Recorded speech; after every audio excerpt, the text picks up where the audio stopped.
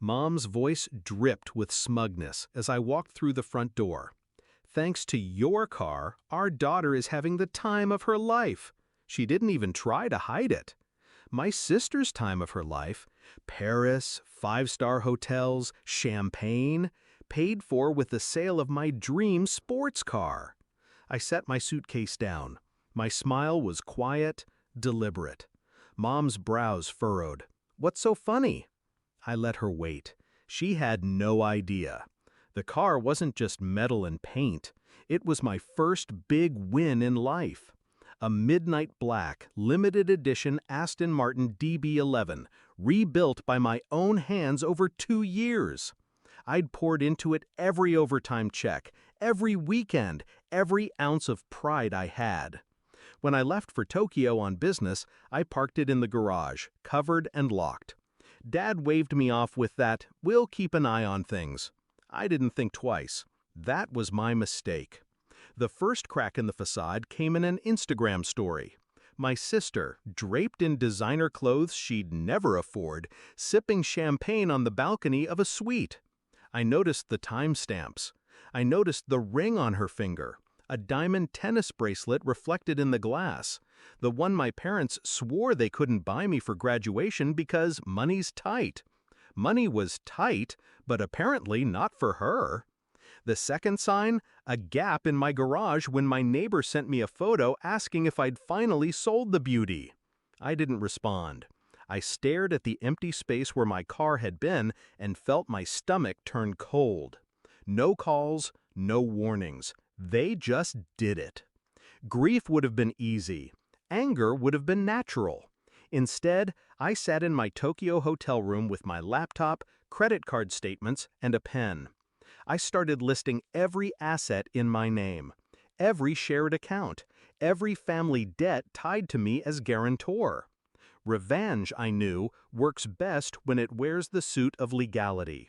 Step 1, I called my lawyer in Tokyo, a man who didn't ask why, only how soon. We transferred the ownership of my parents' house title from my name back to theirs, removing my financial liability. That meant every tax, every repair, every overdue payment now fell squarely in their laps. Step 2, I closed the joint account they'd been quietly siphoning from for emergencies. I withdrew every cent and funneled it into a private account they couldn't touch.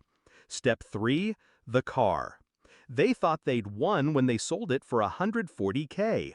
What they didn't know was that the car was under a specialty insurance policy, one that I had full control over. And that car? I'd taken out a secured loan against it months before. The moment it changed hands without my consent, the insurance company flagged it as an unauthorized sale of a collateralized asset, which, legally, was fraud. The buyer? They were notified. The car was repossessed within 48 hours. My parents didn't see a cent of that sale again. By the time I landed back home, the dominoes had already fallen. The house payment reminder was taped to their front door. Their credit cards, the ones I'd co-signed, declined at the grocery store. My sister's Paris trip? Cut short when her fun money froze mid-week. And now here we were. Mom leaned against the kitchen counter, folding her arms. "You're being awfully quiet."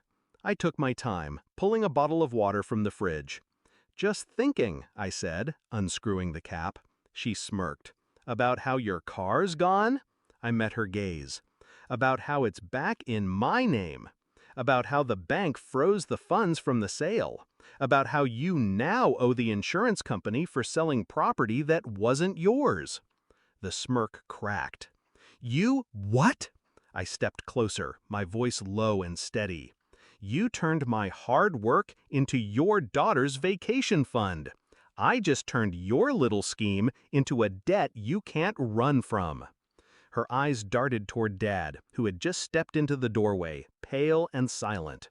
"And one more thing," I added. "The next time you try to take something from me, remember how easy it was for me to take everything back." They didn't say a word. The next week, my sister's car, the one I'd helped her finance, was repossessed. She called me screaming. I hung up. 2 months later, the house was quietly listed for sale.